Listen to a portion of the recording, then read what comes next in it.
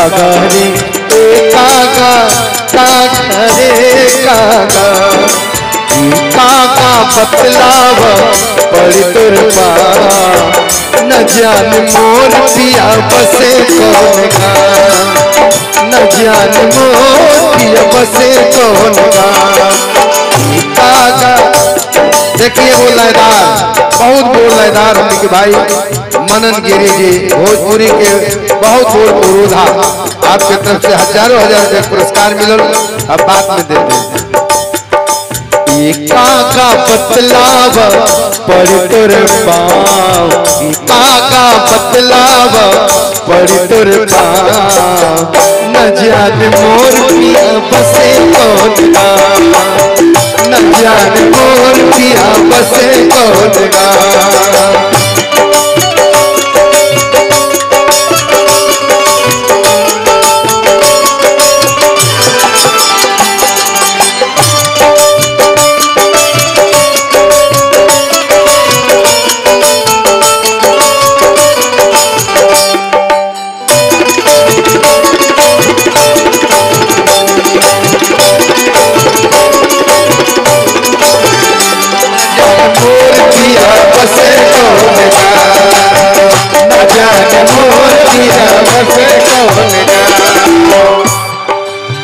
आदरणीय अमृता सिंह जी शिक्षिका, आपके तरफ से 500 रुपया के पुरस्कार, स्वागत अभिनंदन। बाकी आगे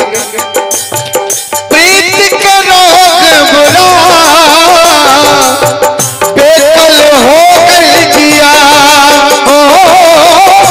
सावन बिकना लगे तोरा बिना मोरे पिया।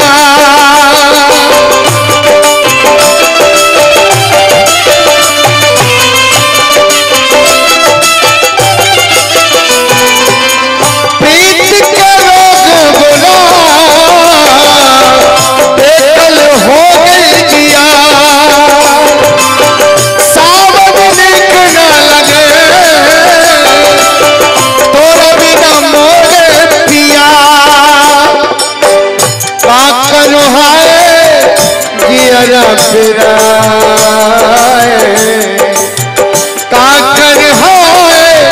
जियर फिराए के सोन लागे, अरे सोन लागे पीपल के छाँव, सोन लागे पीपल के छाँव न जान मोर पिया बसे कौन का न जान मोर पिया बसे कौन का।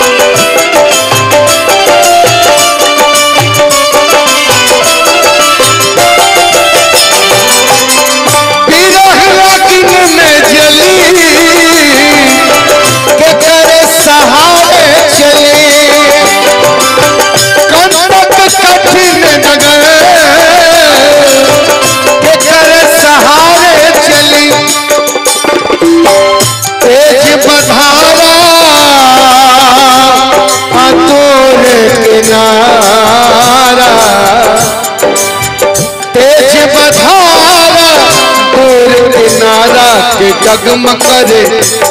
अरे डगमग करे जीवन के नाम, डगमग करे जीवन के नाम न जान मोर पिया बसे कौन का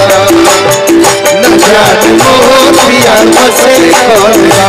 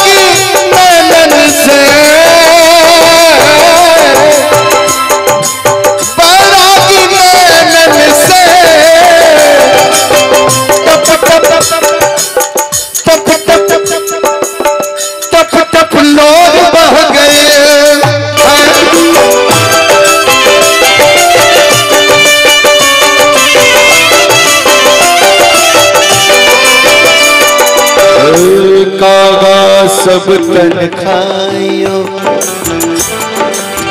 चुन चुन खायो